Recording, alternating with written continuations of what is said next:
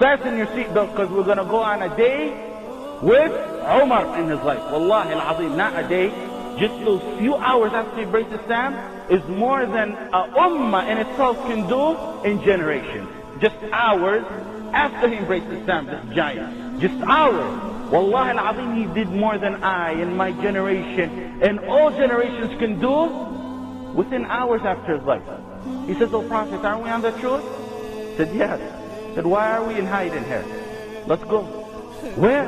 We want to go and chant in public we're Muslims. We want to tell the world we're Muslims. Before that, if you didn't have Umar with you, it's going to be a problem. Now you have the giant of Islam with you. Umar said, "How are we going to do it?" The Prophet said, "How are we going to do it?" Umar said, "You, one row behind me, and one row behind Hamza, radiallahu anhu, another man. And the Prophet ﷺ in the middle. And we go throughout the streets of Mecca, and we chant, Allahu Akbar, La ilaha illallah, Allahu Akbar, La ilaha illallah." And they did that throughout Mecca. No one of them was ever touched. First time in Islam they ever declare their word of La ilaha illallah out in public. They go back. He's still not done. Pay attention, this is just his first hours of Islam. He goes to Abu Jahl and he knocks on his door. He says, "Abu Jahl, Ashhadu an la ilaha illallah wa anna Muhammadan Rasulullah." Abu Jahl slams the door in his face. If it was other than Umar, it'd be a different story. They take him and torture him. This was Umar.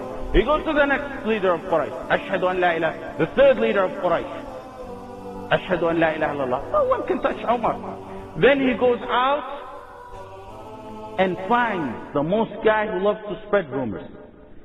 You know, there's always people in our community who love to spread rumors. So Umar radiallahu anh finds him and tells him, "Come here. I want to tell you a secret you don't tell no one ever." And he said, "Yeah, go ahead." He said, "Ashhadu an la ilaha illallah wa anna." He said, before I finished wa anna Muhammad Rasulullah, was running in front of me, telling everyone Umar became a Muslim. That's what really Umar wanted. He wanted everyone to know. They have a battle the next day after that, the morning after that in the morning. And he says, after they found out they're Muslim, from before sunlight until near Dhuhr time, they're fighting with Umar ibn Khattab.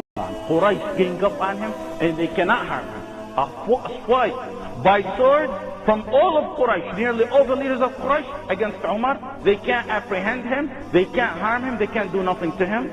They give up, they go on their own way, and he goes on his own way. This is a day and a half of Umar ibn Khattab's life in Islam.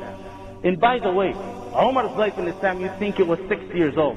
We live approximately average 60, 70 years old. Umar's life in Islam was only 30 years old. Because he embraced Islam at the age of 32, and he died at the age of 63. And that's how Mu'adh ibn Jabal radiallahu anhu was. And that's nearly the same age as Ja'far ibn Abi Talib radiallahu anhu was. And that's the same age as Mus'ab ibn Umayr radiallahu anhu was. 30 years was all their lifespan in Islam. We live a lifespan of 60, 70, 89. We die and become dirt, and no one knows after they bury us in their grave. Maybe if you're lucky, your children may say, "May Allah have mercy on him." Because we never learned the life of these legends. These heroes of Islam, we never looked up to them. We looked up to low people who we tried to follow in their footsteps and forgot about these heroes. Umar radiallahu anh could have probably been popular in his time. Look what Allah did to him with Islam. He raised his name in this life till the judgment day. And he's going to raise his name in the life after in the peaks of heaven. لنا أحلى السير نزلت توافقه السور واختاره خير البشر. هذا عمر، هذا